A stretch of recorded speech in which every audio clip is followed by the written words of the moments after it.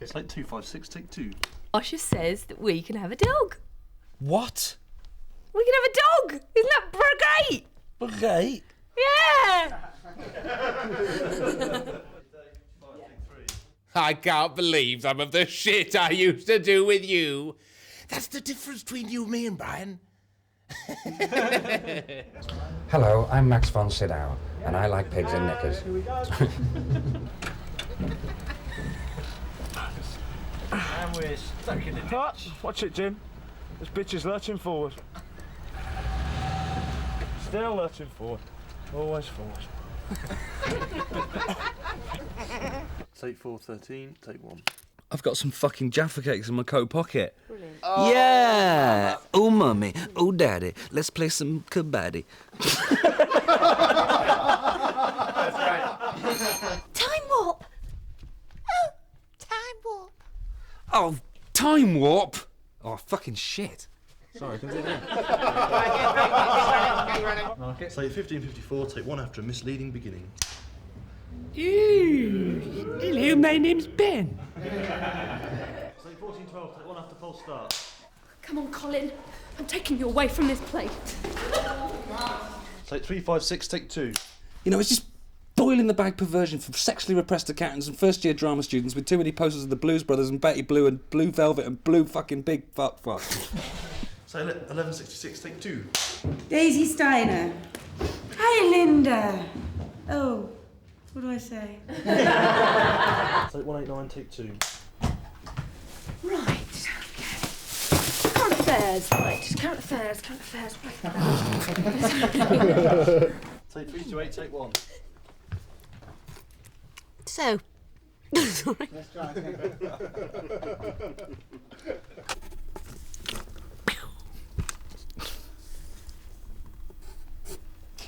A bit Hollyoaks then. Was it? Say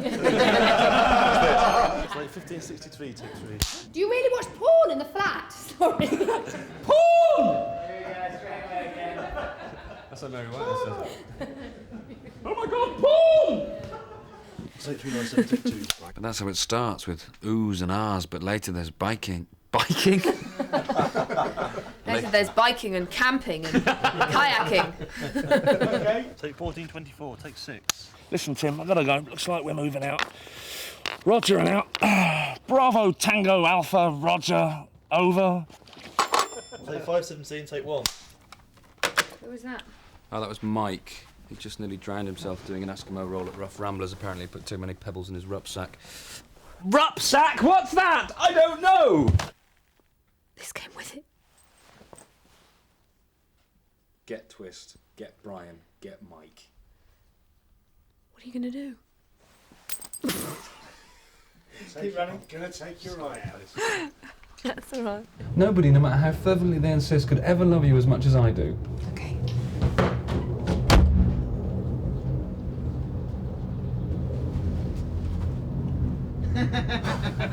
Say 843, take 1.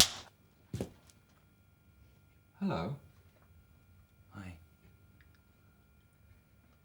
Hardcore stuff, Simon. Okay, cut. Scientist James Eldritch, currently wanted by police for his involvement in an illegal animal testing laboratory, is... Here we go. Right. Okay, what? Don't kick the microphone. Say 578, take 4. Stop it! I'm sorry. Say 1607, take 2 pickup. Well, I knew you'd clean away any evidence if I went through the official channel, so when Colin arrived, I saw my chance. I've always been a bit of a yes man, you see. Say 1330, take 2.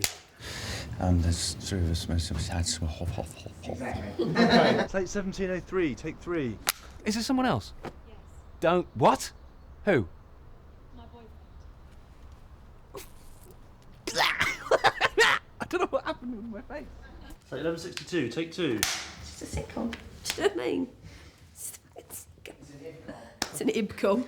Here we go. Speed. And action. Say 49, take 3. That's fascinating, Brian. And 1. And 2, 3, 4, 5, 6, 7, 8, 9, 10, 11, 12. What's that? It's, What? Ember, Marsha's daughter.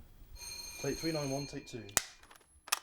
Come on, little Colin, dance for me! Dance! Dance! Dance! Little dog, dance for me! It's like a Take comedy. 393, take 6. If we pretend we're a couple, this flat could be ours. It's madness. It'll never work. Trust me, Tim. She'll never find out. Never find out. Shut up. And action.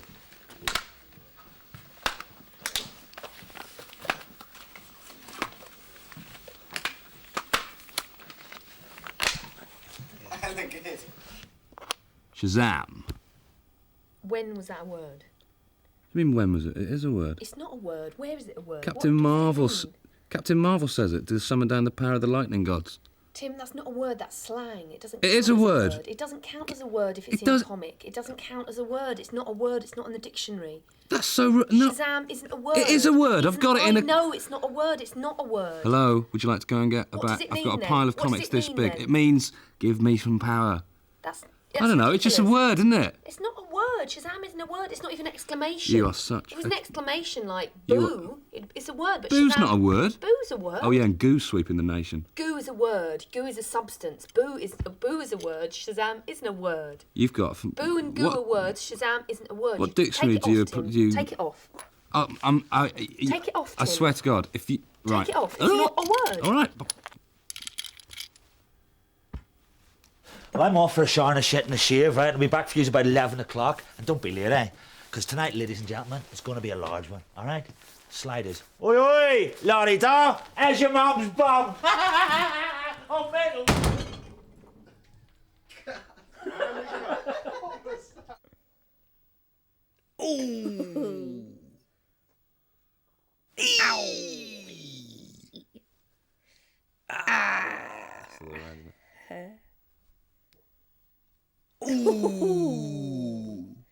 I think you fancy Tim. You do, don't you?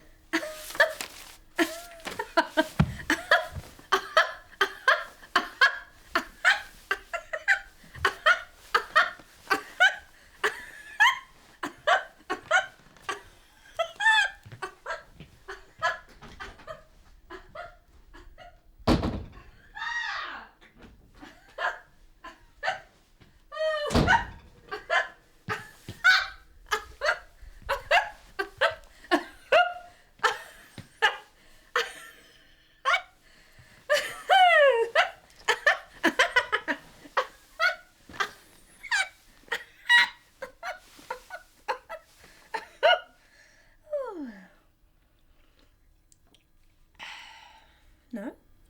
Take 673, take 4 pickup. If he doesn't, you don't want to chuck me out, are you? No. I like you living here. I feel like you've always lived here. I hope you never leave. Never leave, never leave, never leave, never leave, never leave. Bang! Cut.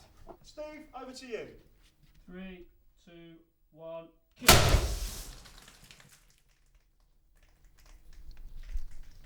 Cut. And we cut. I think we can call that a success. Take 815, take 2.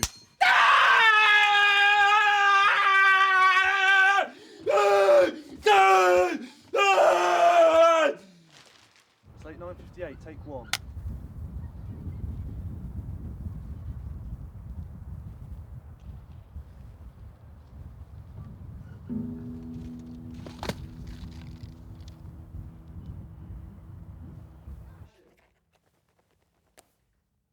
Rabbit, rabbit, rabbit, rabbit, rabbit, rabbit, rabbit, rabbit.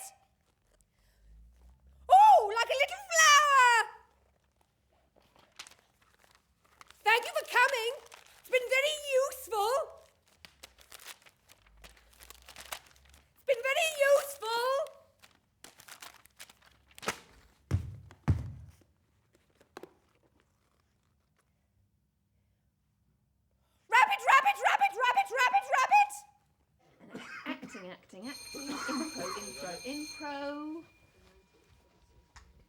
please, and act.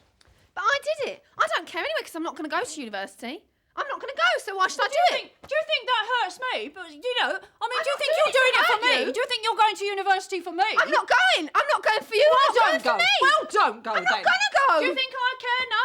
If you wanna start work straight away, if you wanna get into that I'm English gonna get a round, job. do you want a life like mine? Do you want a life like mine? No, where you have to pay I'm not going for to have everything. one because I'm going to leave school and I'm going to get a job in London. I'm going to get a job in London. Where are you going to get a job? There's Where- only Woolworths with and the media, and then I'm going to be all right. With the media, Can I get an office doing job? what, pray? Doing I what? can doing that kind of stuff. I can do it. Yeah, before you can do that kind of stuff, Amber, you have to learn to spell. You can't spell? spell. Oh, you so Simple why'd you things bring me like down? handling money, I adding up. You have to learn the I basics. can do all that. This isn't about that. I can do all that. I can do that. When can you do it, Amber? We don't see it. We don't see it, I darling. did maths GCSE. I got a C. You don't even know that. You don't know anything about me.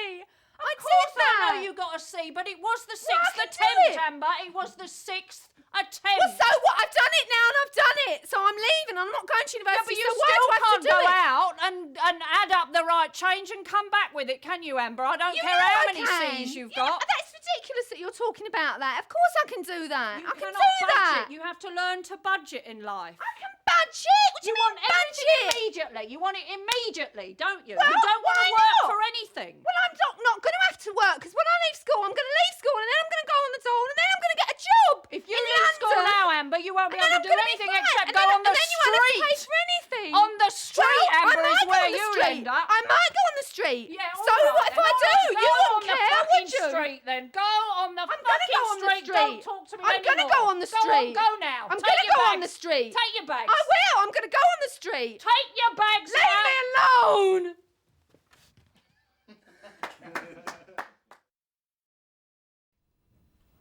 That's speed. Slate 1, take 1.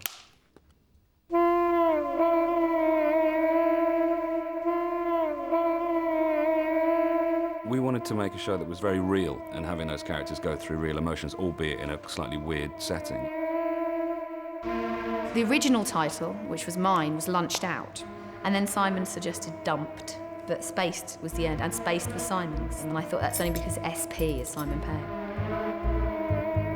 It probably tapped into a vein of experience. A lot of people can watch Space and say, well, you know, we've done that. When I actually watch the show back, it just seems like light as the air in terms of effortless and really kind of fun and stuff. But whenever I think about it without actually watching it, I think of how tough it was. No, I haven't seen any of those. I'm sorry to say. But obviously I've been waiting for the DVD box set. I will get a freebie, won't I?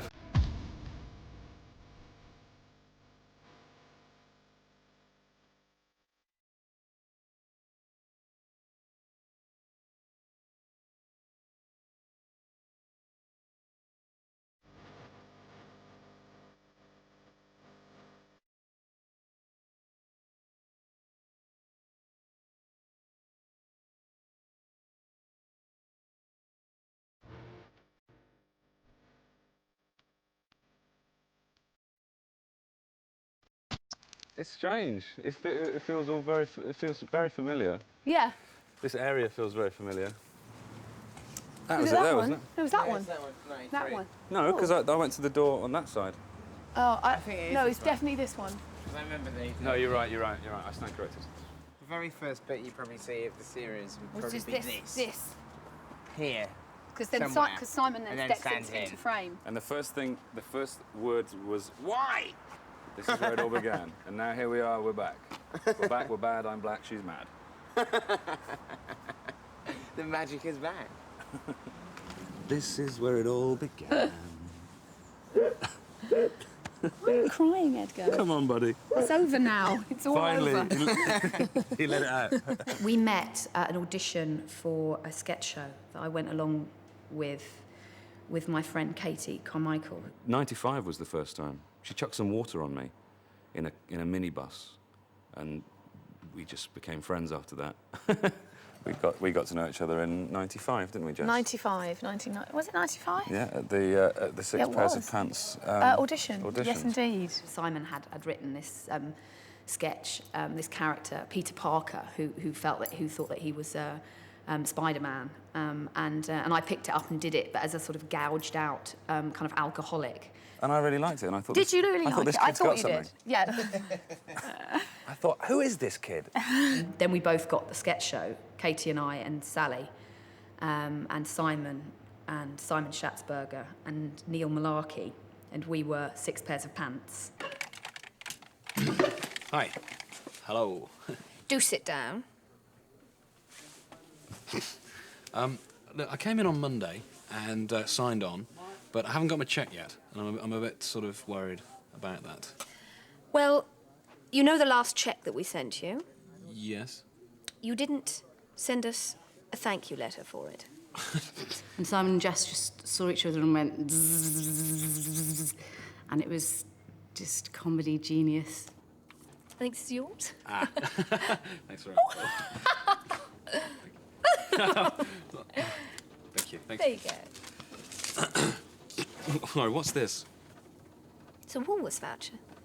That way you can spend it on what you want. Get yourself some pick and mix. Cheer yourself up.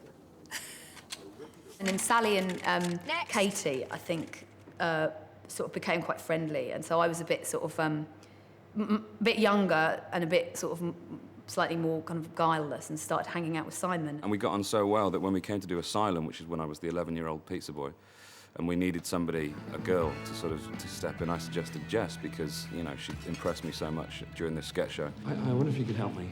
Somebody's ordered a pizza and they're not claiming it. Oh, God, that's awful. Yeah, and I've got a few other deliveries to make, so if you could... Yeah, well, all imagine here, so you just sit down and relax. I'll make a phone call, sort it out. Sure, thank you. I met kind of Simon and Jess, I think on the same night, actually, at a stand-up gig that Matt Lucas and David Walliams were doing. Because Matt and Dave were probably the first people in London in the comedy community that I got to know. I sort of moved up when I was like sort of 20 to London after doing a kind of a film in Somerset. And I was just very lucky in that kind of I did one show on the Paramount Comedy Channel with Matt Lucas and David Walliams called Mash and Peas, which Jessica was actually in. What's cutting into you, Holden? You do know that the boss is coming round for dinner tonight. Oh, my word, I forgot to buy any food. What? So I'm married. Only joking.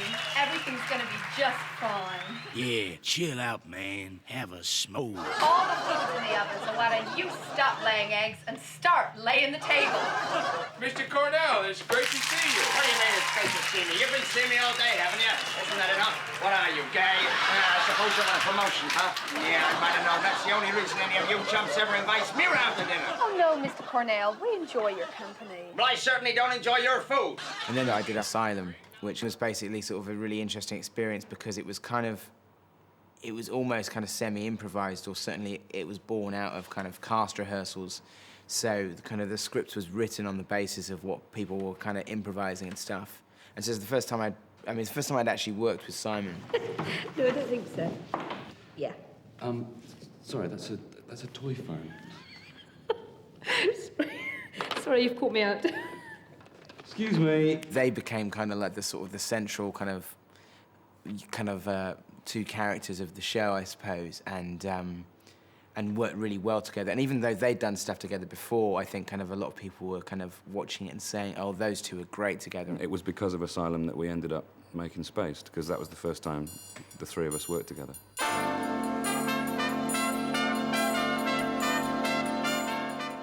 Whose idea was Spaced in the first place?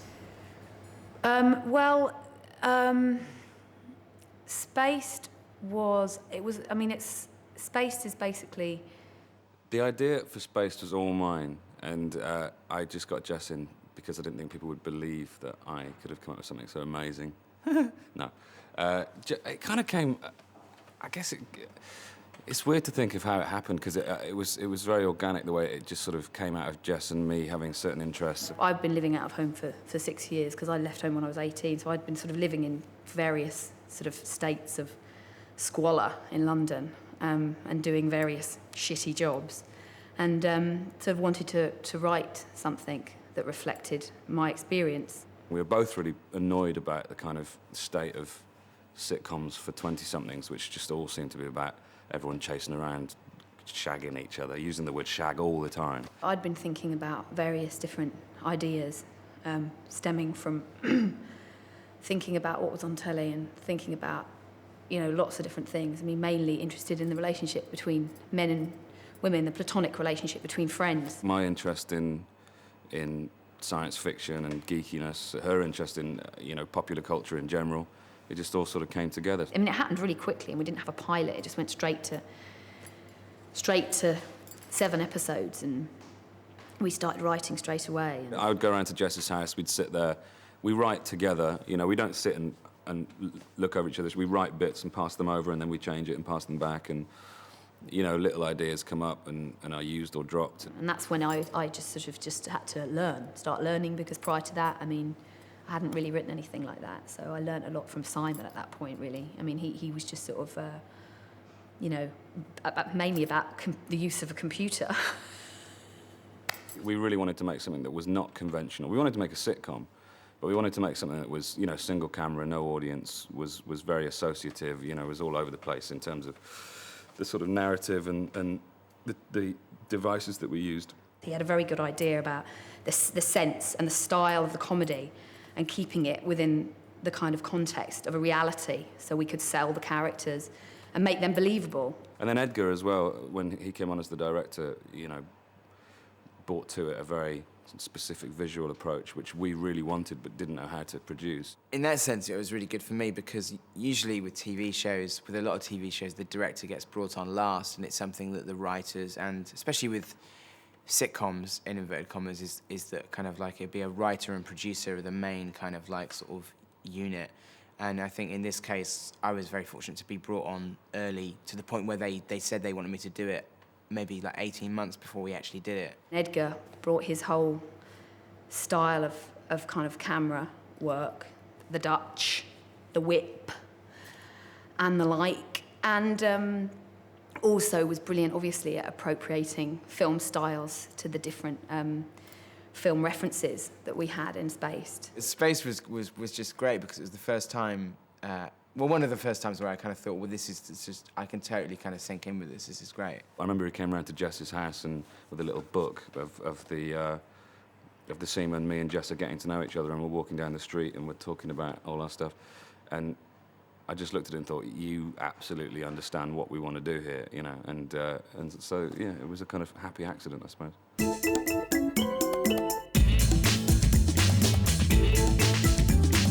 Nick Frost had this character of Mike, you know, that he used to do just as a kind of party piece.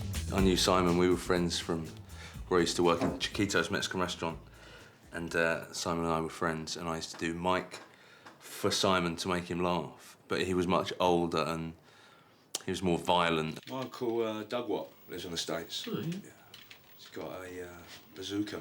Oh, really? I just love the idea of making Mike a little bit sort of younger and making him Tim's best friend, and it just seemed obvious that Nick should play him. So when we went to LWT and we were naively making all these kind of demands, with the Paramount and LWT we were sort of saying, yeah, we want to write it, and we want this actor, Nick Frost, to play this part. He wasn't an actor at the time, he was a waiter. But, and they just sort of went, yeah. And the fact that happened all the way down the line, they just went, okay, yeah, whatever. No one knew me, so I think they took quite a gamble by letting me have such a big part on, you know, such an important show. I just took it with a pinch of salt, thinking it will never happen. And right up until the second day before we started shooting, I thought, it will never happen. You know, it just won't happen. When Simon first suggested the idea that his best mate, his flatmate, who had never acted before, was going to play the role of Mike, I was going to go, are you sure that's a good idea? You know, and I completely hold my hands up and say I was wrong, and I've apologised to Nick and stuff, because I just kind of thought, ooh, hasn't acted before, kind of big part in the show. But he's just brilliant, you know, and he continues to kind of like blow people off the screen, you know, never having had any formal acting training whatsoever, you know. Hello. Hi. It's me, the weirdo from upstairs. I used to live underneath somebody who was a woman, who was basically, it was Marsha and I mean, that they really exist. When I came to rehearsals and they just said they wanted a landlady and there was not much on the page really, and I just created this thing.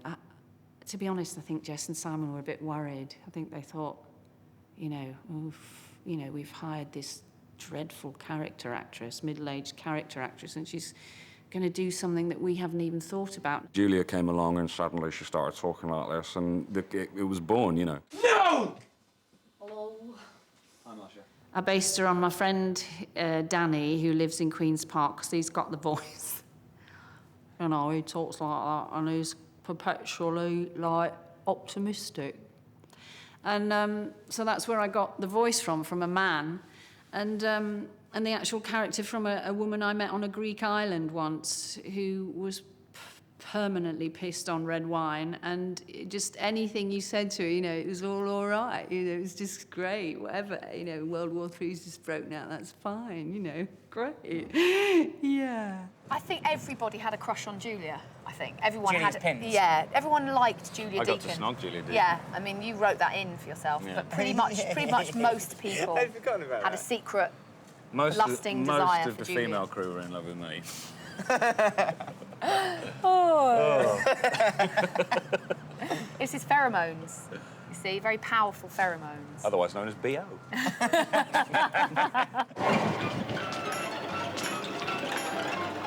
In Asylum, there was a character that Julian Barrett had played called Victor, who was an artist, and we just liked that sort of character. A simple chair, an ordinary table, a book, a ping-pong ball, and a humble domino, yet placed together in such a way that they become more than ordinary. They become extraordinary. They become art! The artist was sort of based on just people that various different people that you shared flats with, odd, strange people. But also having an artist affords you, you know, all the opportunities to kind of create his art and have that as part of the kind of backdrop of the show. So you're kind of creating a kind of visually interesting world, an environment which is colourful and dynamic. They came and said, "Do you want to be in it?" And I said, "Yes." Originally, Brian was much more sort of erudite, much more. His character was much more kind of language-based. The character was meant to be a bit more flamboyant and a bit la-di-da and arty-farty, but I turned him probably slightly into a bit more grumpy and odd. I've been to jobs even now where women are envious of me because I've kissed Markeep. Well, I didn't actually, did I? I just went like that.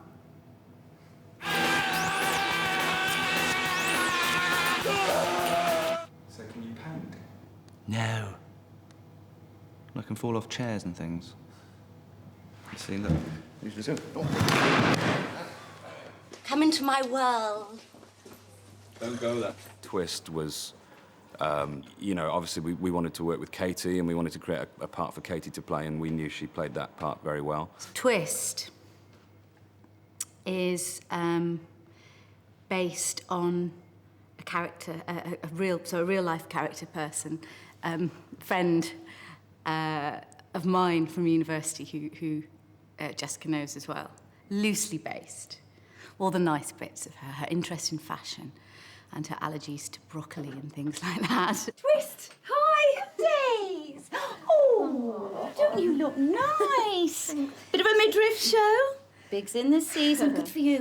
Presumably, the character Daisy and Twist met at university. Twist decided they're both kind of slightly kind of strange, I think, and they kind of obviously were attracted to one another. And some people are just suckers for punishment. I think to a certain extent, Daisy's character sort of tolerated Twist, and Twist kind of enjoyed the sense of sort of superiority. You almost don't understand why they're friends, because she's always putting Daisy down and looking at her fat thighs and label checking her and, you know, all of this nonsense. And once again, quite like this person that it's based on.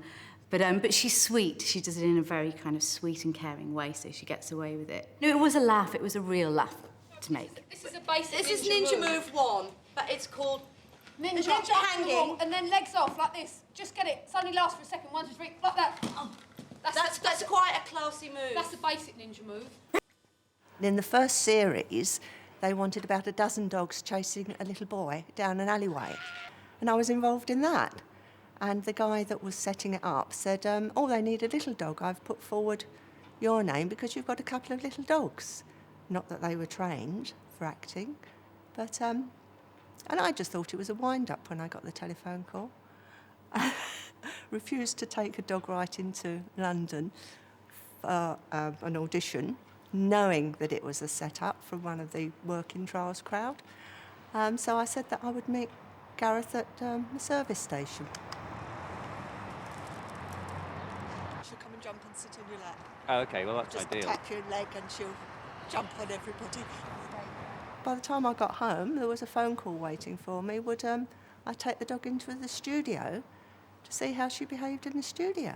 We went into the studio and the dog walked into the studio as if she owned the place. If Spaced was kind of like made with, say, 6 actors who had never worked together before, it would be completely different, you know. Even with those scripts, no matter how good those scripts are, say, for instance, like Simon and Jess were just writers and just some kind of, you know, and actors were just employed to do it, it would be a completely different show, I think.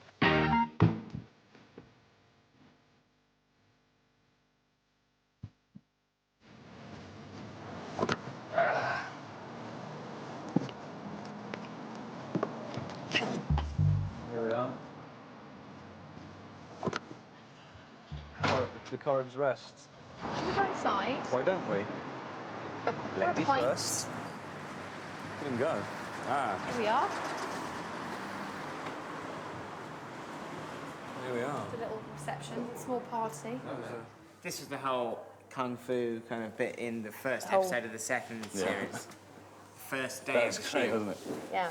That was the first and probably towards the last day because we had to come back and shoot it again. Yeah, we have to come back twice. That little corner there is where Tim and Daisy have their little conversation about masturbation at the end of the first series. Because this is where You know, the whole thing about walking in on yourself when you're watching porn. Oh, yeah. They're quite long. That sort of, yeah. This is where you God, do I that haven't seen that kind for a long of- the kind of big, time. uncomfortable I've seen it for sit. a long time. Yeah, yeah, yeah, So I yeah, do, yeah. so I I do. remember. Do your uncomfortable sit. So we've got a lot to talk about. Yes, we have. Yeah. But your fight, when you did all the stuff and you had to put your leg over Kevin's shoulder Yeah, and give him a kick kick, give him a kick Yeah, like that. yeah. I loved all that. I just took a bit of that. And you Very did it all limber. yourself as well. You didn't have any kind of like... No stunt doubles. No doubles. No doubles, but we had a great fight director. Jeff. Jeff Jeff. Stewart Davis. Can I take you into the toilet to show you something? Now, here we are in the Corrib Rest, which was Daisy and Tim's Tufnell Park local. But as TV isn't always telling the truth, as you'll see, if we go this way, follow, follow, follow, suddenly, here we are in the Monarch in Camden, where I was doing a wee and said, It's too orangey for crows. It's just for me and my dog. in the episode 5.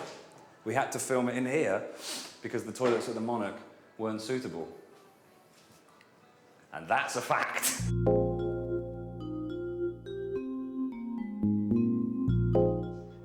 Well, I remember that the first series was, I mean, both of them were really hard work. And the first series, I think, was a bit easier, or I certainly found it kind of easy because there was absolutely no expectations on the show whatsoever. Like, nobody really knew who we were. Nobody knew what time it was going to go out. Nobody knew kind of how it was going to go down. And I think pretty much, can't speak for Simon and Jess, but I pretty much directed the series as if it would be the last. Do you know what I mean? It's because you just kind of think, well, you know, this is great, and we're just going to go for it and stuff. And in a way, like, the thing that's always difficult, and it kind of goes on with everything, and probably the same with the second series and with Shaun of the Dead, is that you're not only kind of trying to make the show, but you're also kind of trying to constantly second guess kind of what people are expecting or what they want, and that's the difficult thing. We did the studio first on the first series. Yeah. I remember you and me, we came in together, didn't we? And we walked through our flat, and it was the first time we'd ever seen Tim and Daisy's flat, and we Yeah. were quite astounded that it was actually happening. Yeah.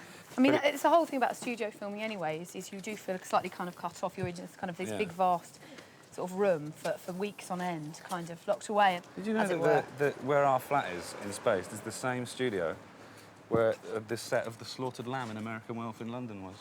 No. Where the pentangle's on the wall, yeah. Really? Great fun. We had such a great time. It was the first time we'd ever worked with Pete Serafinowicz, you know, properly. They offered me this part of Dwayne, and I thought it seemed like a laugh. I didn't really know Simon or Jess, and I thought that would be good. Was there ever any doubt?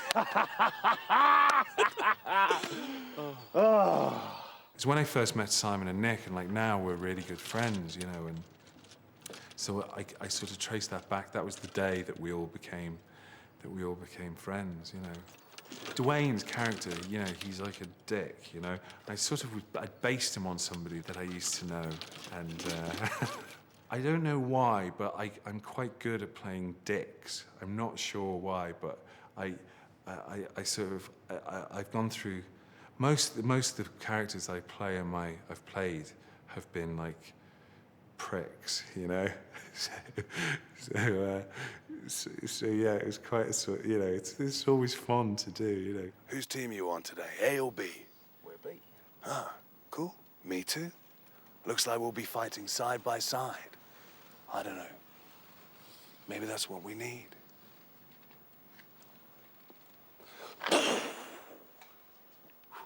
See you later. We had a great few days just having a laugh, but at the same time, we only had 2 days to shoot it. And so when we came to do Nick's death scene, it was getting darker and darker, and we were losing the light, and that was awful because, you know, we only had a few takes to get this really dramatic scene in which we wanted to play completely straight. And that was... Oh, how embarrassing. And, you know, Spaced was like that. It would go from euphoria to misery in hours, you know, or less. This is so exciting. First time, kid? I'm 36. It's your first time, old man? Yeah.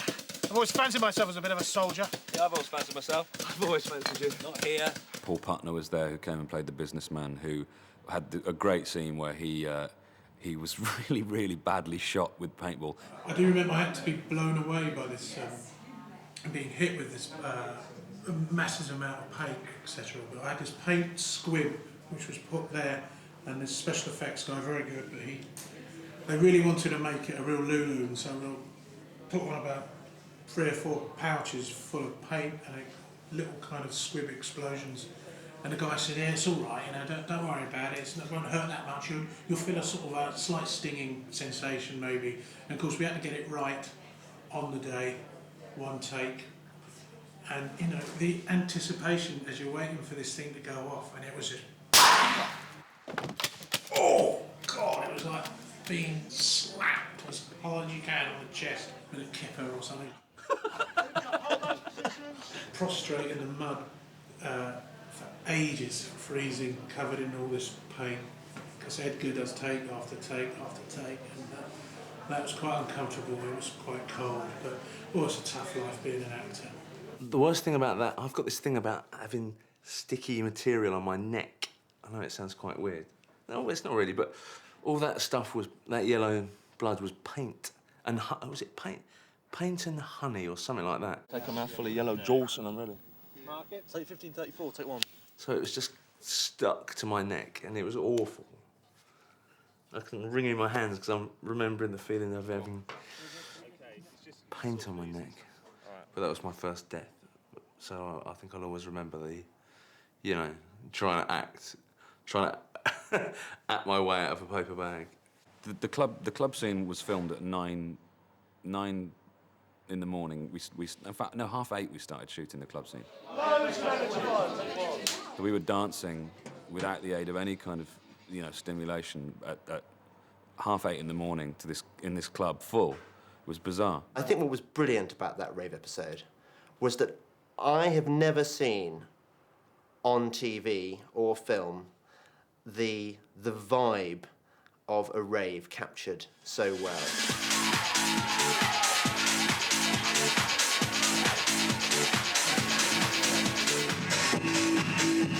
That fairy outfit that Twist wears in the nightclub scene is actually mine.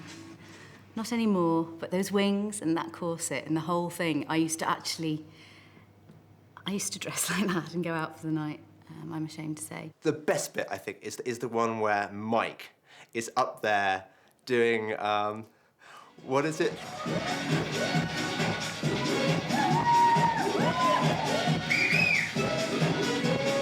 And you're really glad for Mike because Mike you always feel slightly sorry for, and you wonder how he's going to get on in the rave. What's he going to do? He doesn't really look like an E kind of guy. I felt alive in that top. I felt erotic. Muscle boys dominate. I just, you know, I felt hot. I felt trained. I think I'm ready to. Okay, I'll be there in a minute, okay? Don't give me hanging, babe. I'm starting to cook, guys. I'll see you on the other side! Taj was just me. At that time, that's all he was. I used to be a cycle courier, and I used to go out and rave like a mad dog, right? I used to sweat constantly. I was in constant state of sort of just water around my body. I nearly had gills, right? I had gills and flippers. That's how much I used to go out clubbing. So, you know, Jessica and Simon, bless them, just thought, you know, probably had seen me coming home after a few disco biscuit moments and just thought, he's a cartoon character. We've got to have him in the show. So we'll see you later then, yeah? Oh, cool, right. OK, I'm going off for a shower and a shit and a shave, and I'll be back for you about 11 o'clock. All right, pack your party bags, people, because tonight is going to be a large one. All right? Very lucky. Oi, oi! Simon and Jessica, I think it was more Simon than it was Jessica, used to set me up the whole time with, there'd be a speech, and then I just knew he'd set me up to make me go in the middle of it. One was the one where it goes, what, last night? Last night was A1 tip-top club. And he'd written it so that just the words always would trip each other up. So I just knew he had. And you can just see him off camera going, go on, do it again. Can we do that again? Hey, you lucky people. I suppose Tyres is a Deus Ex Machina character in the same way that Zebedee is in The Magic Roundabout, in that he springs down as if from nowhere in his yellow shirt, and he sorts everything out for everyone, and their lives are transformed by this man, and then he leaves and he says, my work here is done. There are definitely people who are kind of like sort of doing cameos in in the inverted comma sense of the word, but I suppose in some cases, I think sort of like people were in the show as they were either just before they kind of like became very famous or were just kind of breaking. Like certainly maybe, you know, David Walliams hadn't kind of done Rock Profiles or Little Britain when he was in Spaced. I've known Edgar probably since about, well, I don't know, how old is he? Is he 12 now? He's about 12. Well, I've known him since he was, say, 3 then. I love the part of Volva, and it's probably one of my favourite parts I've ever played, so... yeah, I mean, it's just pure sort of what I love to do, which is dress up and act in an extraordinarily awful and aggressive way.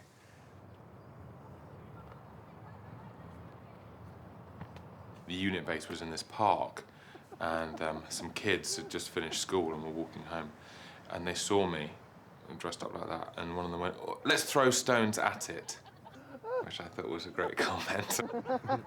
So I thought, well, it must be working because I'm supposed to be sort of between genders.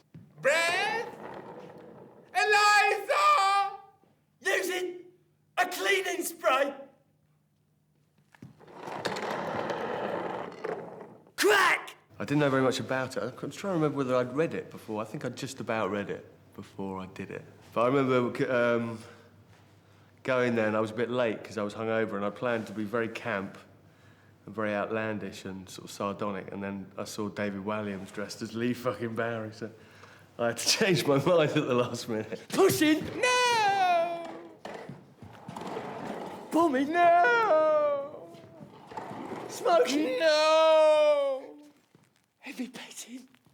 Alcoholic! Use a Q-tip for my holes, tissue for my face. This face! I decided to go for the kind of art hooligan. I remember shouting a lot, I seem to remember, rather than the sort of poetic delivery. I'm glad that Paul had to suffer because he's always made me suffer in the work we've done together. Paul's very much a method actor, which means that when he has to hit you, he really does hit you. So I was quite glad to see him degraded in Spaced. He kind of refused to work with me because I'd hurt him 3 jobs in a row. I'd chipped his tooth with a gun in his mouth. I'd thrown a chair at him and I think a bit of glass in something we were doing with Andy Griffin. So he was worried that I was going to hurt him. And amazingly, with a vacuum cleaner swinging around my neck, I didn't hurt him, I hurt myself. Take 1311, take 2. I had these really tight paraplegic boots. We'd gone to Carlo Manzi's, which is this big costume house, and didn't really know what we were looking for because I hadn't seen the script or anything at that point. And then tucked away on the 3rd floor next to some weird box were these paraplegic fur-lined boots covered in cobwebs and sort of dust. So we thought we'd give them a run out, really, because it looked like they hadn't got work for about a decade. And they were 2 sizes too small. But that was the beginnings of constructing the character. A lot of actors think that. If you get the shoes right and the right kind of vacuum cleaner on your back, you're laughing. It's not finished. It's finished.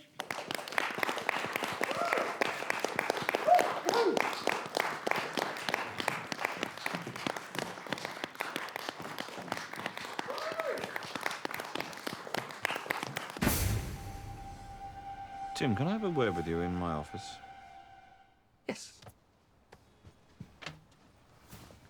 So, Bill, tell us about your character in Spaced. What? Could you tell us about your character in Spaced? What's it? Bilbo. That was it. Yeah, I don't know why how they come up with that, really. It was a bit of a departure for me, really, playing a sort of frazzled old hippie who works in a comic shop. Will he come back? Well, I like it here, Bilbo. What makes you think I want to come back? This. Look, Bilbo, this is Tim. Look, please can I come back? I don't like it here. Was this your first major dramatic role? No, I did. I played one of the 3 wise men at school in one of the nativity plays, and which I brought a sort of an otherworldly, distracted quality to the role.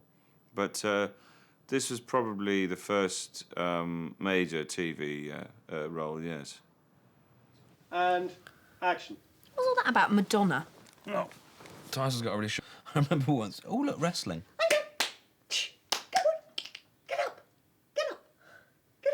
Don't you dare! Come on! Come on, Ada! Fed up! Are you fed up? You are fed up, aren't you? What a grumpy dog you are! Come on, get up!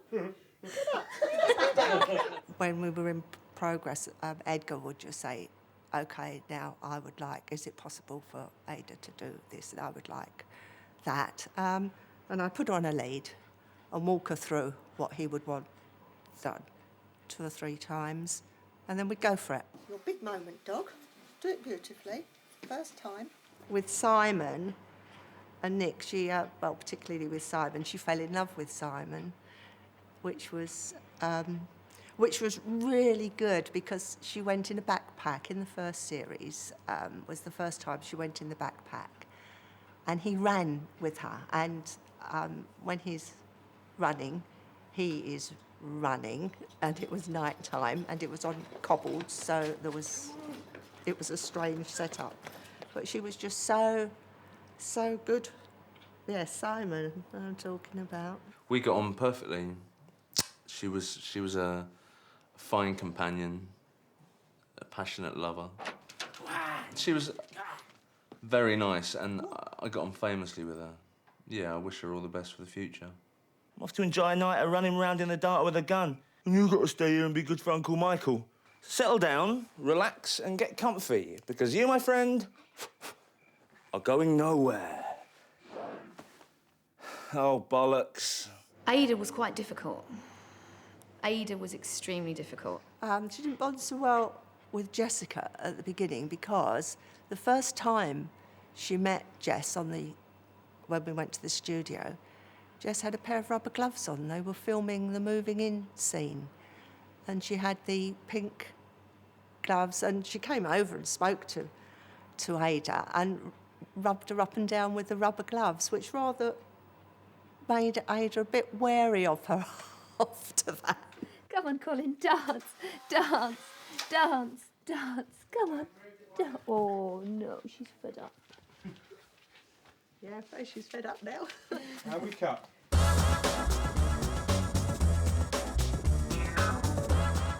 I remember coming around this corner, and I remember when we filmed it, it was such bad weather. It was like gale force winds. That's right.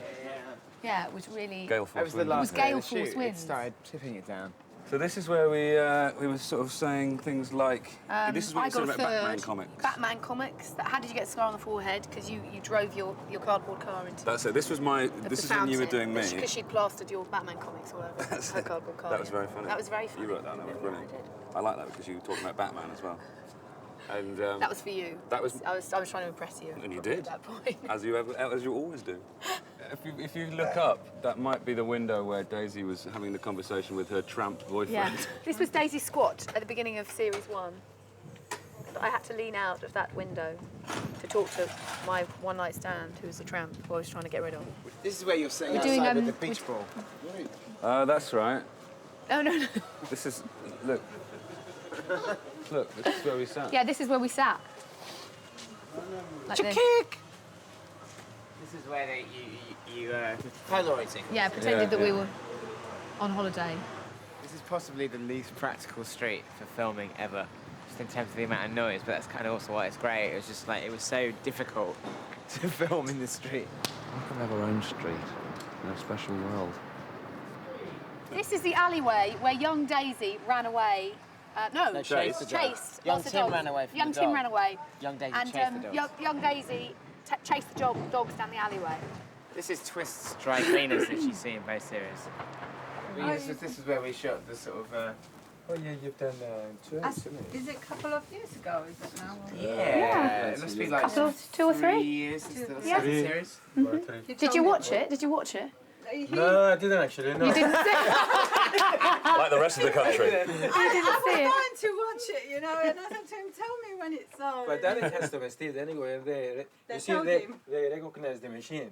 Oh, really? That's Yeah. it, yeah. And, And they they told came him. and told me that they've seen it. Oh, right. Oh, great. The Spencer Sprint 200. Yeah. A famous machine. Now, this is where I got to know you when I was saying, and you were saying about you got a third. I got And you're scared of mice and spiders and the mice spiders. Yeah, and which was very well rendered we by were Oscar trying to Wright. basically find out as much about each other so we could convince Marsha Klein we were a professional Klein. couple.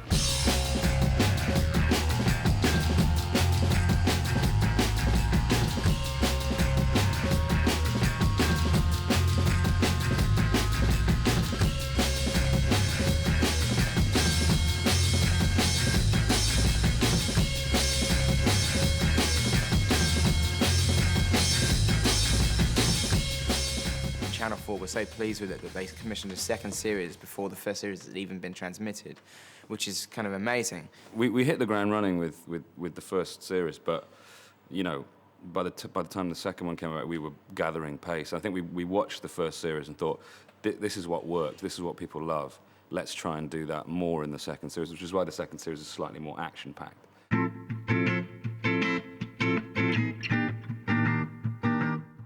The first series was very ambitious for the money, and then the second series we had a little bit more money, but then the scripts were probably twice as ambitious. So even though with the second series we had a bit more budget, it always felt like we were kind of fighting like the ambition of the show, and we never pulled the punches when we wrote. We always said, let's just write exactly what we want and deal with it later. Mm-hmm.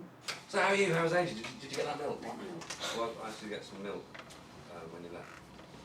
Right, that was 2 months ago. Oh, right, sorry. Yeah, just thought you might want a cup of tea when you got back. It's all okay. Forget it, doesn't matter. I'll get it. You're back, that's all that matters. How was it then? I remember being in like a foul mood most of the time. Not because I wasn't happy with what we were doing, but more just in terms of I just thought, oh God, it's got to be better than the first one. It's got to be better than the first one. I'm probably driving myself around the bend trying to kind of like literally top myself. For one of, you know, not entirely a Freudian slip there. The first rule of Robot Club is you do not talk about Robot Club. The second rule of Robot Club is you do not talk about Wait, I got that wrong. The second rule is no smoking.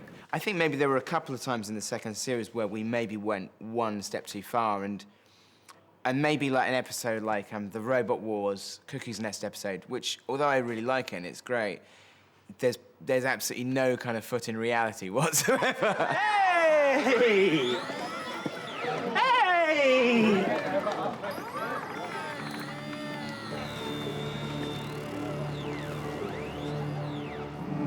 When I heard what the thing was, it's like Robot Wars, but it's underground and it's Fight Club type.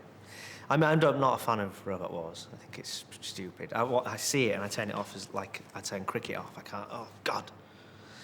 But I did kind of get into it. You do kind of get into the animal when we were there, and I saw the size of them. I thought they were like Tonka toys, but they're like tanks. You can get in them. Activate! Some of the real fictionaries of Robot Wars were there, and with their battle bots, and they were, you know, they were like Dungeons and Dragons type people, but with big robots with axes on them, guns, and it's quite frightening to think you've got control of that, and you look like that. All is fair in love and Robot Wars. All I want is another shot. I know a place where we can go. Where? You know where. What if we get damaged? The quarterfinals are next week. We could jeopardise our position. The line was a sarcastic retort to Tim's line, and I just said, "Oh yeah, I hadn't thought of that." And then it just grew and grew into a ludicrous pantomimic version of it, without not even really sounding like the words anymore. And it kind of, I did it by increments, and when we were filming it, it became with quite a few takes on it, and I saw that they were laughing, so I thought, well, I'll just keep doing that more and more. The quarterfinals are next week. We could jeopardise our chances. Oh yeah, I hadn't thought of that. It spiralled into a ridiculous, almost like Tourette's extreme. There's this thing that just came out. Oh yeah, I hadn't thought of that.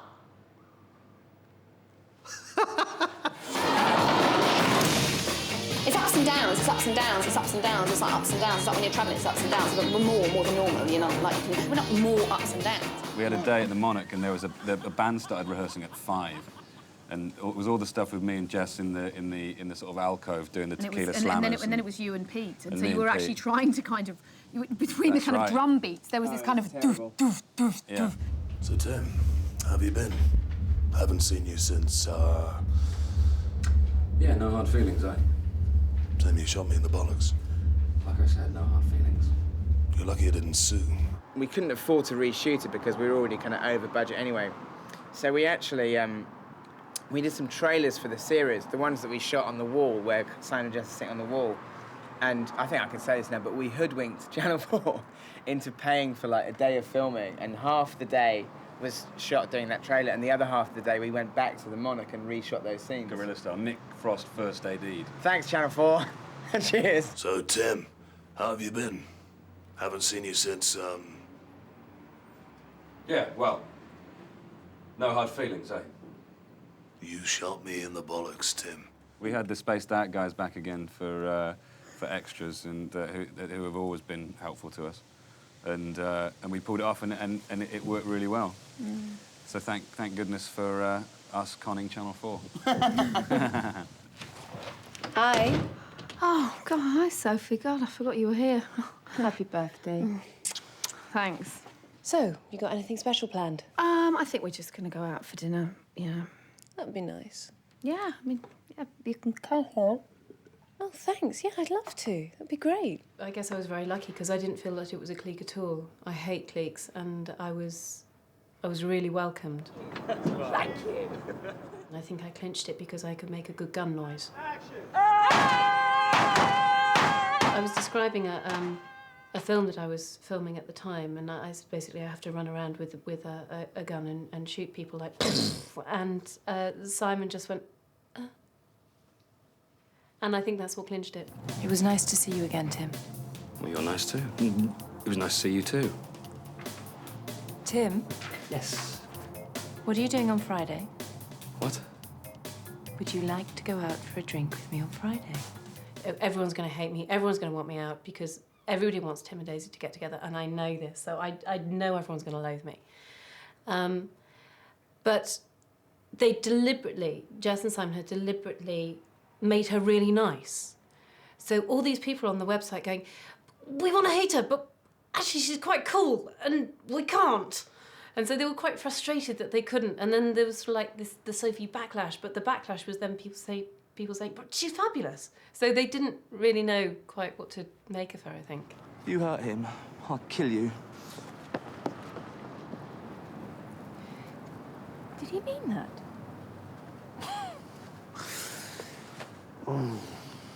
Yeah. I remember the day that we did the restaurant scene, and we were smearing each other with cream cakes, and I just thought, hang on a minute, we're getting paid to do this, and having a really good laugh at the same time. You know I'm allergic to wheat! Oh, fuck off! Grow up. The only gripe that I do have was that they said that Sophie was too cool to do the cake fight in the restaurant, so they wouldn't let me.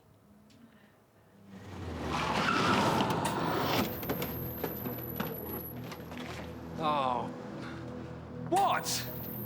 You know what? If there's a bit that I could watch again and again and again, it would be the second shootout in the alley in Camden. The John Woo sort of finger sequence is just probably my proudest moment in a way. That was something I'd wanted to do for years. You know, always tried to put it into my stand-up about this idea that men have this unspoken communication when it comes to slow-motion gunfighting, you know.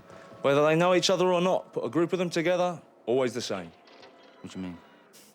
Should we show him, Tim? Mike, I really am not in the mood. Oh, shit! But I never could tell the story properly. And Jess and I had written an episode for the second series that wasn't very good. It was a sort of girls and boys night out kind of thing, and it was a bit like, it just wasn't really going anywhere. It didn't really say anything, and Edgar said to us, this isn't good enough, you know. And we kind of admitted we thought the same thing, and we went next door to a cafe next to our office, which is near here in Queen's Park, and we hashed out episode 5 in half an hour, and it just came out of us like a big tide, and I think it's one of the best episodes we ever wrote, and it was suddenly, oh, we can do this thing with the gunfighting and have that as the climax. The slow motion fight is one of the most genius things ever, because I hadn't done that since I was about 8 years old, but that's what you used to do with your friends. Just go and reenact all that stuff. So the fact that they actually did it when they got into trouble, I thought was brilliant.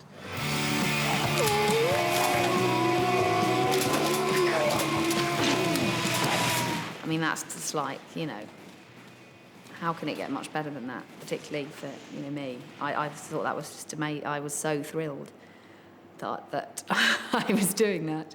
Because it's like, you know, I mean, I win, and it was completely unremarked. I thought at one point someone's going to turn around and go, she obviously can't do this. So, you know, but kind of was getting there closer and closer. And it was like I was kind of like a kind of little sort of podgy 7-year-old again, kind of, you know, in my monkey boots and my kind of short hair like that. I'm playing with the boys. It was, you know, it was truly a great moment for me.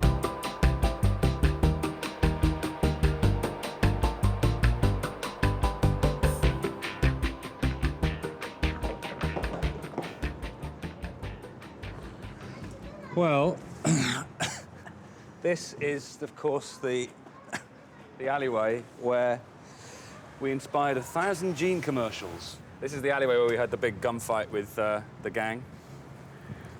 I remember you had a bad slip when we did that bit running around. Did I? You were really tough as nails about it. Everybody went, oh my God! You went, oh, fine. But you sort of did a really nasty A really bad slip. I remember, because this was also like 2... Do you remember Noodles? Like that? Yeah. You're doing this thing over his head. Yeah, that's it, wasn't it? So good. My favourite bit of yours is when you start to do like Warren Oates in the Wild Bunch with a machine gun. Yeah. I actually spun around on the floor. I go like this. I've got a machine gun in my backpack, and I put it out. A Gatling gun, yeah. And then I'm gone. But I get the death rictus. Yeah. And then like that. The dance of death. The dance of death. That's right. And you did I'm sort of sitting down, didn't you? and sort of go, no.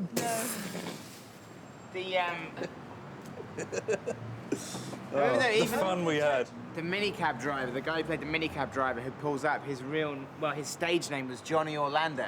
That's right. That's right. He was a singer. Yes! He was a singer as well. I remember one of the kids, didn't really want to get his trousers dirty. So whenever The Moleskin, the Philip Seymour Hoffman. Yeah, he had ginger hair, and he kind of, every time he did his fall, he didn't really got his trousers too dirty, he kind of go, ah.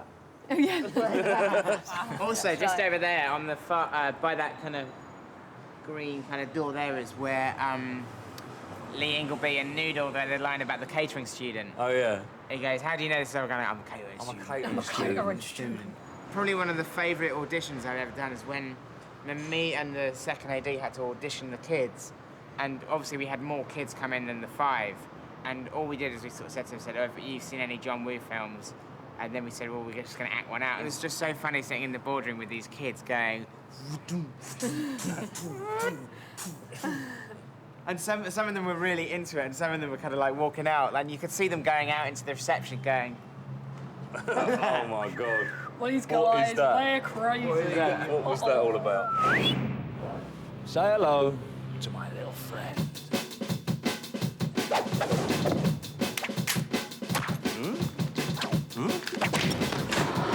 They said they needed someone who was an expert in martial arts.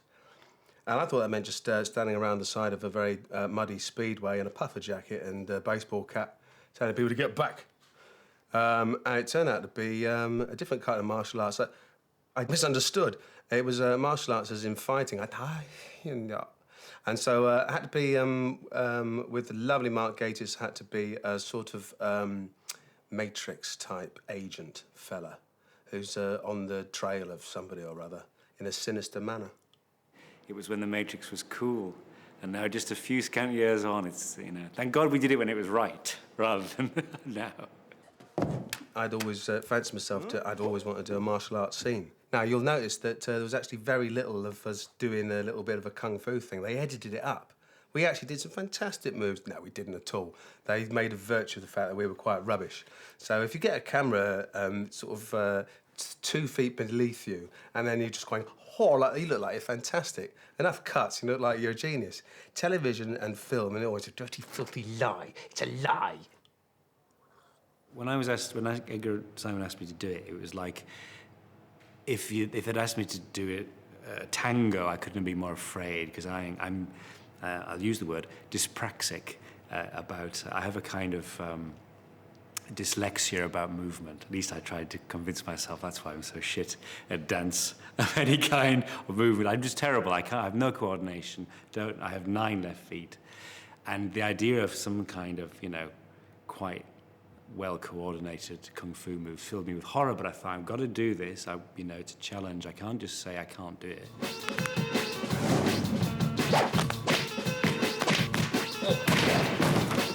When it came to it, it kind of just came together. And there were a couple of actual standby... I know this sounds like the sort of story you tell 30 years later and it was made up, it's actually true. There were a couple of standby kung fu people to do the really complicated bits, and then they didn't use them, and we did it all ourselves. And we got a round of applause from the stunt crew. And for me, that was really one of the happiest days of my life, because I'd managed to pull this sort of thing off. It's such a pleasure when you all get on well, and it's not anything like work. And Edgar's a great director as well, so, you know, it was just a laugh, really nice. Everyone involved was pleasant, and the crew was pleasant, and the catering was quite nice too. Edgar and I have an understanding. We actually had a code to deceive our first assistant director, Jim Imber, who was very, very good about health and safety. He was really cautious. He looked after us really well, and he hated the idea of anyone ever getting hurt on set. Oh, God, OK. Goggles. Goggles. But sometimes you've got to push the envelope a little bit, and, you know, we'd go under Jim's radar and agree, I'm going to do this properly this time, to Edgar. And Edgar, you know. Market 654, take 2. When I dived over the boxes in episode 4, series 2, I missed the crash mat, just overshot slightly, and my legs hit the concrete like bang on my heels like that, and boink, locked my knees. And so the next day when we were doing the running around inside the building, I was an agony. I don't know about you guys, but I personally kind of feel like I was kind of powered along by my own naivety, so I didn't really know. In terms of knowing what's kind of possible, it's kind of more like knowing... It was kind of... Not knowing kind of like that it's impossible, do you know what I mean? Yeah. Just like trying to do everything. So 3, 4, 2, take 2. Look at them. Let's try it one more time, sorry. You need to shoot in just a tiny bit this way, yeah? So 3, 4, 2, take 3. Guys, if you all look sort of just ahead. So 3, 4, 2, take 4. Are we still looking? Are you all looking at Drew? Yeah. Take 3, 4, 2, take 5. Look at them. Oh, sorry. Nick, you didn't shuffling just a bit. You lose you completely. Take 3, 4, 2, take 6. There were days when we would fall behind. You know, we'd be 10, 12 shots behind, and with no pickup time, and we would just be thinking, we're not actually going to do this. This is not going to get made, this show. Take 3, 4, 2, take 7. Are you sure we're not losing Simon? Take 342, take 8. Arming, aren't we? Shit. Take 3, 4, 2, take 9. Fuck. I thought we didn't see that. Oh, hang on, the poly's fallen. Oh, hang on. No, shit. 342, take 10. Look at them. Cat. Oh, is it? Every single scrap of money and time was used. I mean, nothing was wasted. So it was quite intensive shooting, particularly probably for Edgar, because he was there all the time. But at that point, you just want to get it done. You want to get it done, and you want to get it great. And when you're working with so many people who either as performers and as writers and as directors who want it to be as brilliant as it can be, that's quite exhausting because everyone has such exacting standards. And we all had exacting standards. There was nobody who was there going, it was just get it right. Edgar, let's get it right. Well, I don't know. I think he's yes, obsessive, maybe compulsive to the point of utter insanity. But then he's a perfectionist, like many of us, and I respect that in an artist. And also, he has a beard. We always probably gave our 2 pence to Edgar, probably at the point when he least needed it. But that's what it was like. It was kind of because we all really we cared about it. Edgar's notorious for wanting for getting 12 or 13 takes of just a single shot, and but that's why it's so good, is because of that attention to detail. Edgar works so hard that you can't come in and say you're tired, because you know that after a 14-hour day he's gone to the edit for 2 hours and then he's got up at 4 o'clock to write a shot list, so you can't come in and say, I'm a bit tired, A friend of mine has a long-held ambition to form a production company called Will That Do? And that's a very British sort of thing. But weirdly, though, because, again, the other British thing is that people always actually hate that. Because if you really care and you appear to have ambition and to be trying to stretch yourself and do something that you don't see anywhere else, then you are as attacked for trying as you would be if you didn't bother. On the first series, I think there was one day that was particularly bad that was called Black Monday. But I think on the second series there was Black Tuesday, Black Saturday, Black Thursday. Wednesday, there was a Black week. There was a Black week. Saturday. Black fortnight. But I was saying, there was one day that we were filming here where it was so complicated and there was so much to do, and it was so that at lunchtime, when lunch was called, I started walking off down the road and I didn't come back, and I rang Naira and I said, you're going to have to get another director on Monday because I'm going to die. And she had to come and find me.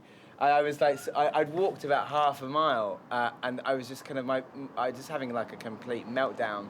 And when I came back, obviously the crew, I think, all knew that something had happened, and they were all very nice to me for the rest of the day, going, are you right?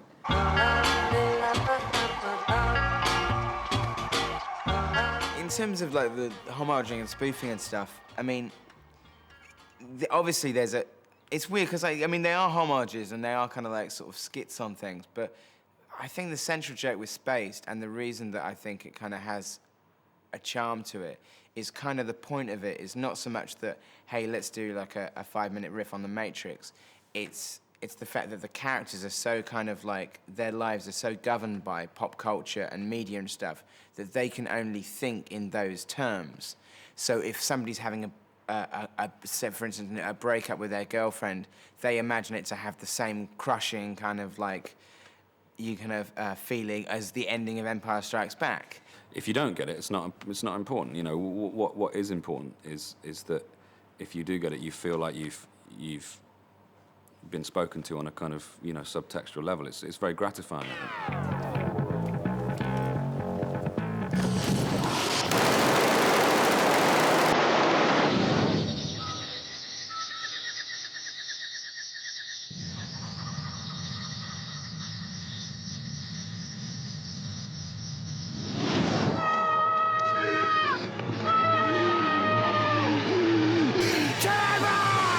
you can look at something and go, oh yeah, I recognise that from Star Wars, I recognise that from Robot Wars, whatever. And that's the real beauty of it. There's nothing else out there really, especially sort of with such a high profile of space, such a good quality programme, something that actually is funny, you know, where you can look at it and go, yeah, I recognise that. That's something that, you know, relates to me, it means something to me. The boys like to spot the Matrix references, and my granny doesn't get any of it, but she still loves the show, so you can take it on any level. I mean, that's the good thing. You don't have to get the fact that the other half of the Robot Wars one I was in was One Flew Over the Cuckoo's Nest. You'd watch that and think, God, that's a clever story. The idea of it's like an institution with a Nurse Ratched. You know, you'd enjoy it and take on board the clever things that have been homaged as Simon and Edgar and Jessica's vision.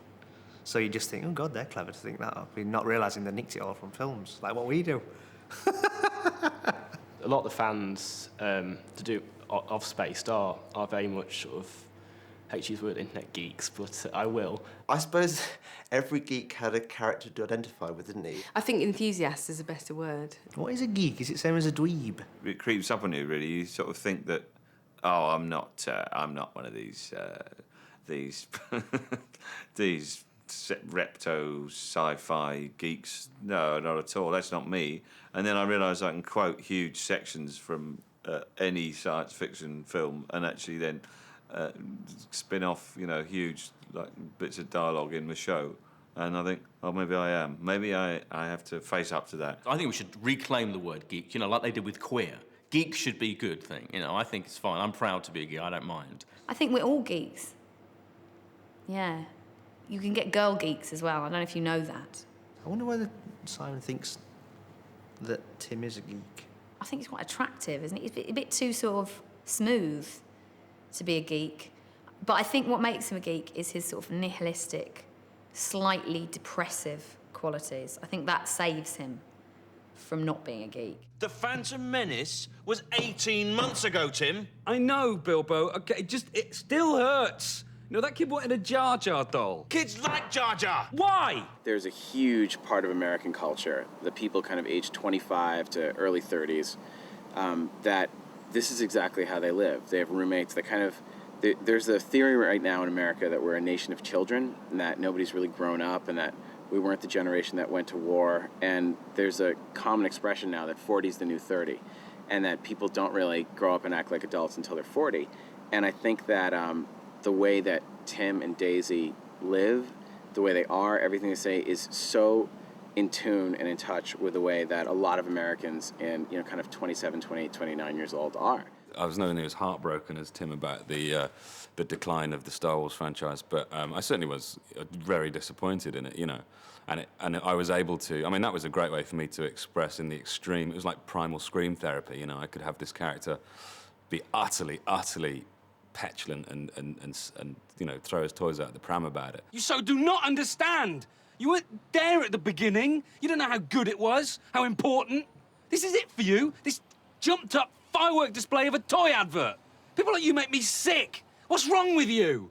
Simon Pegg, Tim's generation, will very much be disappointed in Phantom Menace because they weren't of the generation that saw Star Wars when it first came out, whereas the younger audience, maybe under 20s, will not have seen Star Wars when it first came out. And the whole fuss about Phantom Menace being awful is just, it goes... Whoosh. Every time that I ever see any of these sitcoms on television over here in the United States, they're always about yuppies that sort of exist in a world that I don't really associate with. But somehow there's something odd about these geeks. And they're always surrounded by all this goofy memorabilia and crazy props. And I just think, God, how pathetic it would have to be like them.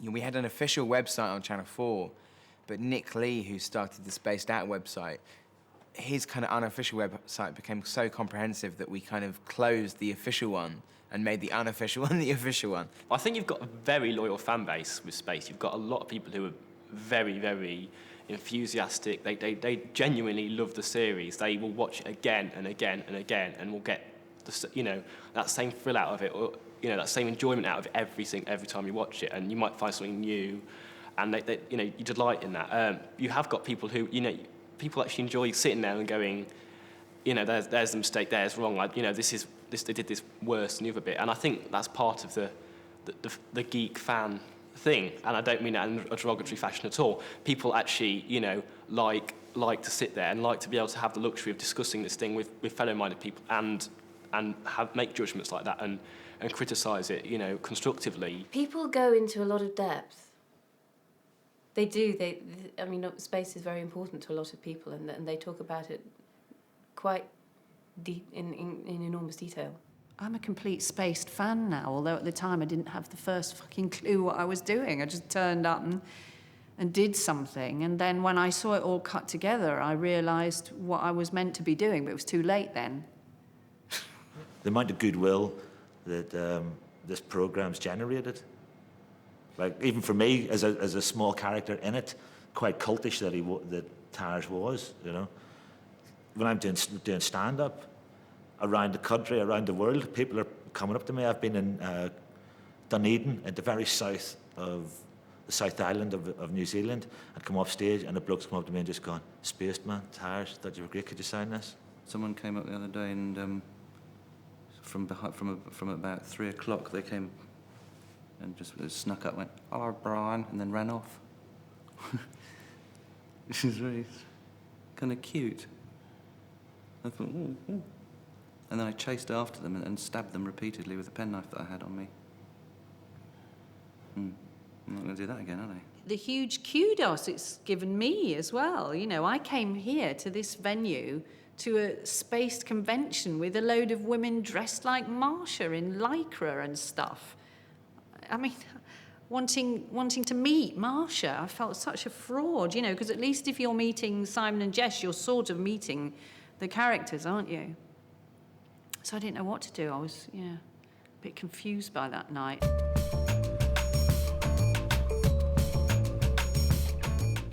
Five at three. 583.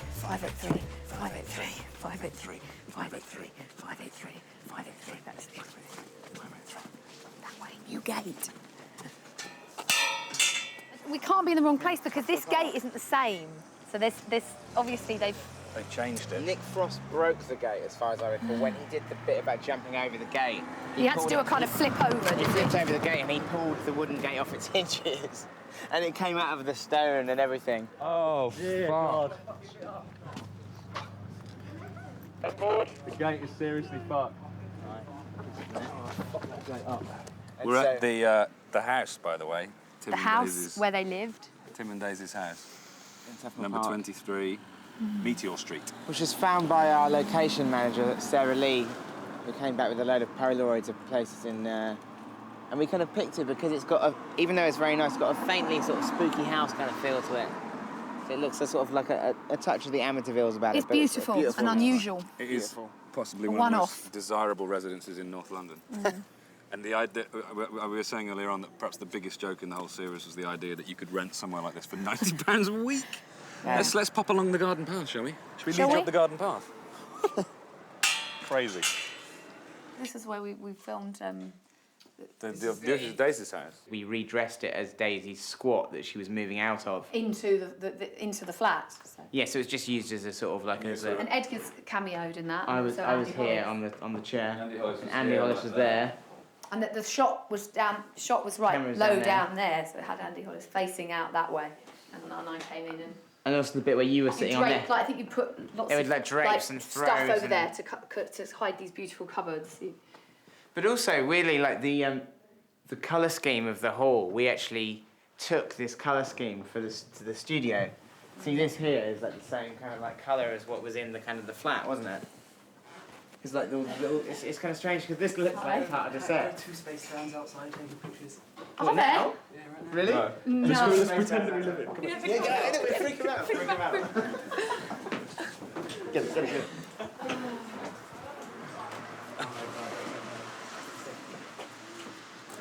Hello. I don't think they realise. Are they taking pictures? I don't know. I'm not sure. Should we find... Excuse me.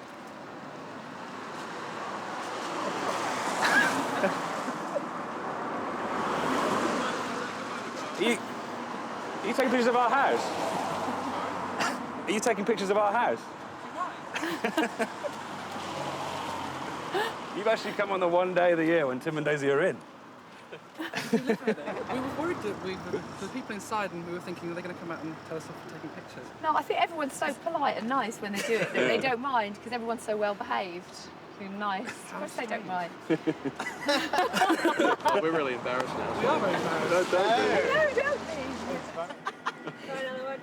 You just struck pay dirt. You hit pay dirt there. We organised this a few weeks ago, just on the off chance to both get together and come up here and see the house. At the time it was shown, it was that the characters were the same ages as us. It really struck a chord, I think. It was before The Office came out, and it just hit a point. Lots of references to other films, sort of very our generation. I think it covered the whole slacker mood at the time that my life was in at that point. So they just seemed to hit on a point. You know, the whole what Friends was going on American television. There was Tim and Daisy and their bubbling romance, as well as just being friends. It kind of worked. And all the little side characters that came in, and the editing, camera work as well, really sold it to me. It was very different from everything else that was on telly at the time.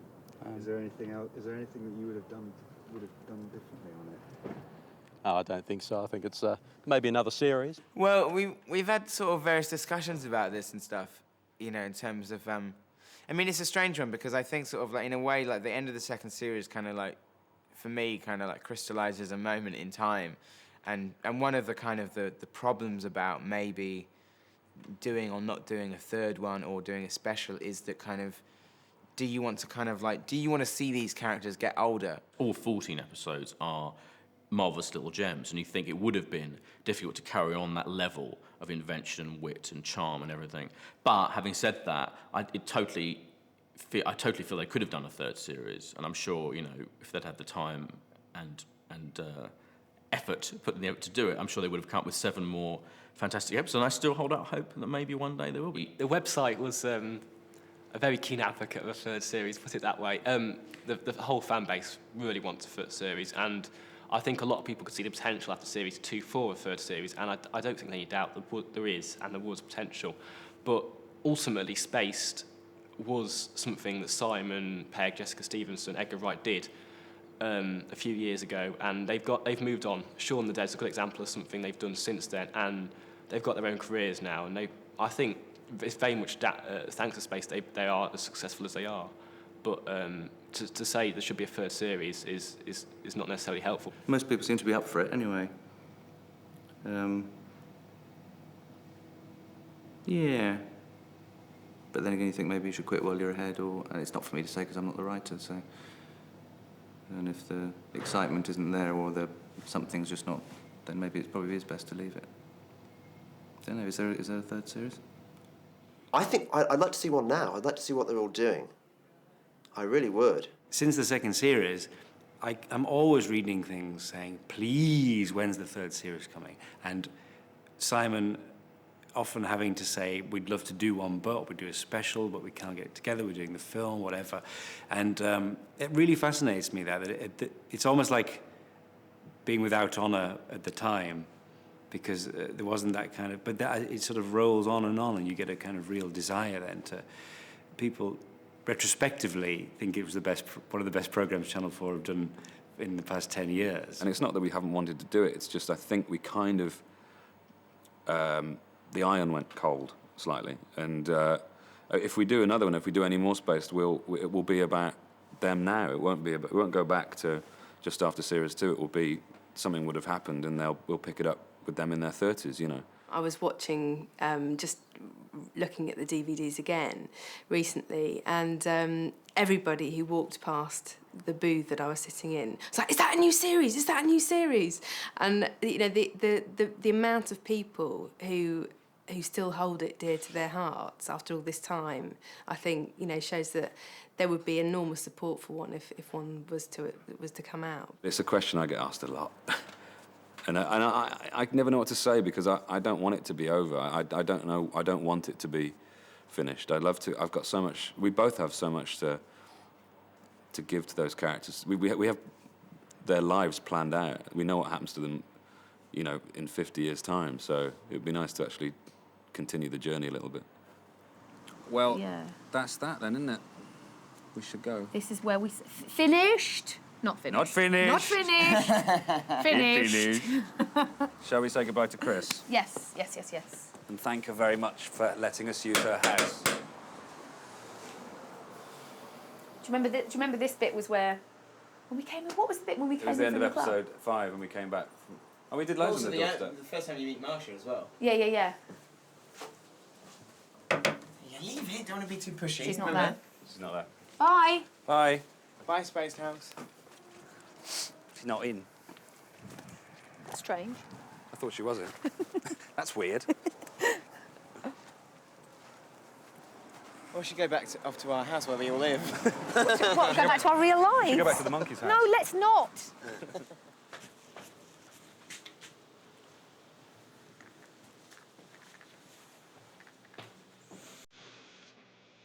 I think she's just filled in happy again. Will you change her? I just made the tea. I went to the shop. I was in labour for 15 hours. You win. I love you. I know. Come on, Luke. Tim, we're not calling her Luke. All right.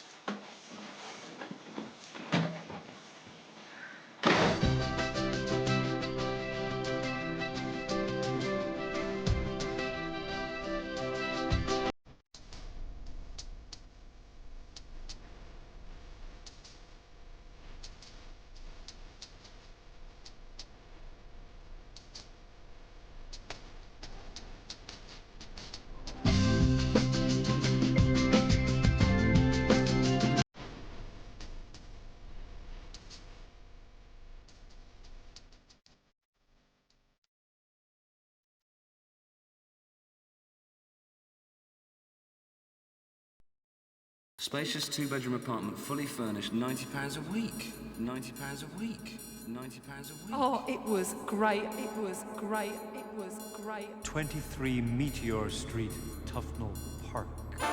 We had fun. You know, we had good times. Domestic equilibrium. Interacting and relaxing in our pad. You lucky people. Oh, we just stayed in. Oh, we had a laugh. Such vibrant time. Us harmless, happy-go-lucky lots. Such aesthetic wonders. We had some good times in there, haven't we? Yeah. Happy days. You've got to be fucking kidding. This is shit. Oh, shit. Conceited little shit. This is so shit. Oh, shit. And when did you start giving a shit anyway? Stop it. Stop it. Stop it. No.